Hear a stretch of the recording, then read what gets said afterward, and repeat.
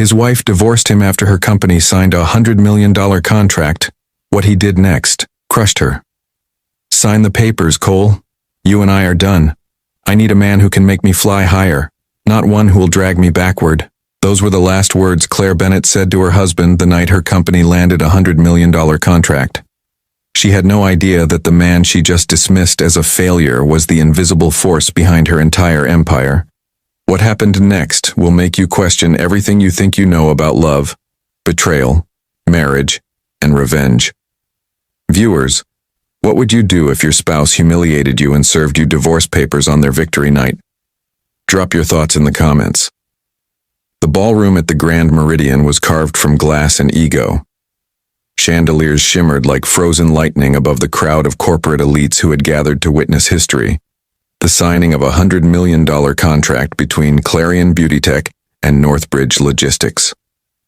Reporters clustered near the stage, cameras already trained on the woman of the hour, Claire Anderson, flawless in a crimson gown that whispered wealth with every step. She was the face of ambition, the symbol of self-made success. And beside her, in a simple black suit, stood her husband, Cole Anderson, the man no one noticed. The master of ceremonies lifted the mic.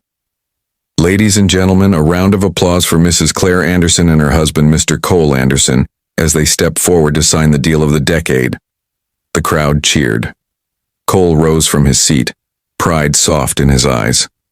He buttoned his jacket, brushed his cufflinks, and started toward the stage, toward his wife, his quiet smile carrying the kind of joy that didn't need cameras. But halfway up the steps, Claire turned sharply. The room stilled. "No," she said, her voice slicing through the music. "Cole, you don't need to come up here." He froze. 100 faces turned. The echo of her words bounced across the marble. "Claire," he said quietly, "they called for both of us." She laughed, that cold, practiced laugh that belongs to people who forgot where they started. "You and I cannot be together, Cole. Look around you. This," she gestured toward the hall filled with executives and investors, "this is my world now. I'm at the peak of my career. I need someone who can fly beside me, not someone who'll drag me back to the ground." Whispers rippled through the crowd. Diane Ford, her PR manager, looked down at her tablet as if she could hide inside it. Cole's face didn't move, but his eyes dimmed, just slightly, like a light losing current. Claire stepped closer, lowering her voice only enough for the front rows to hear. "You're a logistics clerk, Cole. You live a small life. You think too small. I can't build a future with someone afraid of the sky." Then with a smooth motion, she reached into her clutch and pulled out a white envelope. She slammed it against his chest. "Sign it," she said. "Those are our divorce papers. You and I are finished." The sound of the envelope hitting his suit was small, but it echoed louder than any applause. Cole stood still. He looked at her, not in anger, but in something deeper. Disbelief mixed with heartbreak. He adjusted his tie, nodded once, and whispered, "If that's what you want." Then he took the envelope, turned, and walked through the silent crowd. Every step he took was slow, deliberate, heavy. Like a man walking out of the last chapter of a book he'd written alone. Behind him, Claire smiled for the cameras. The sound of applause still echoed behind him as he stepped out into the cold night. The hotel's golden doors shut, muffling the laughter inside, laughter that used to belong to both of them. Cole walked to his car without looking back. The parking lot lights glared off the hood of his black sedan as he unlocked it, climbed in, and sat still for a long moment. His hands gripped the steering wheel, knuckles white. Inside, his reflection stared back from the dark windshield. The same face she'd called pathetic. The same man she once said was her anchor. Now just a shadow she'd stepped over on her way up. He turned the key. The engine hummed, quiet and steady, like him. The city lights blurred past as he drove, his face calm but hollow, every heartbeat pulsing with her words. "You and I cannot be together. You're nothing but a failure." They echoed with every mile. At a red light, he caught his own reflection in the rearview mirror, The plain suit, the calm eyes. The disguise had worked too well. He'd built an empire behind silence, and now even his own wife couldn't see it. He exhaled slowly. Maybe that was the point.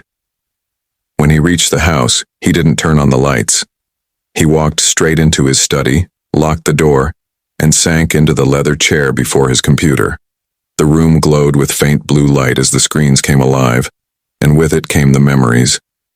He saw her again, years earlier, sitting at their dining table with her head in her hands, notebooks scattered everywhere. She'd been crying that night. "Cole, I'm done," she'd said, voice shaking. "Every investor ghosted me. Nobody believes in my idea." He'd walked to her side and placed a hand on her shoulder. "Then let's make them believe."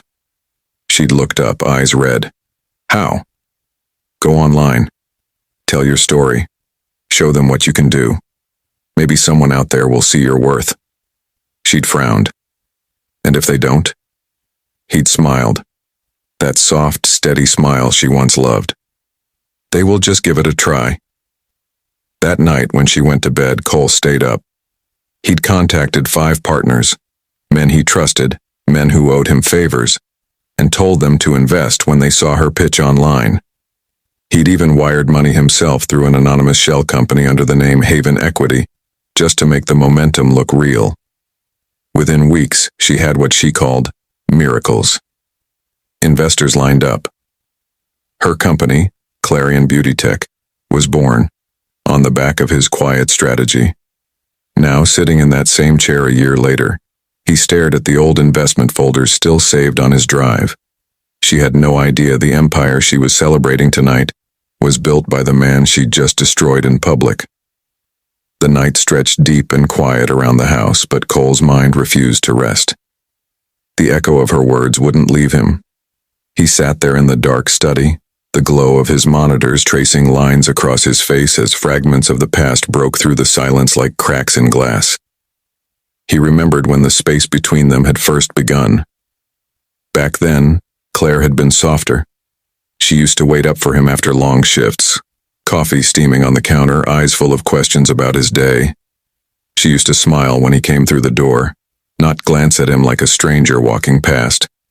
It had started small. One morning she stopped asking if he wanted breakfast, then she stopped coming home before midnight. When he'd ask where she was, she'd wave it off. Networking, Cole. That's how real people grow. Real people. He'd been the fake one, apparently. Too simple, too still.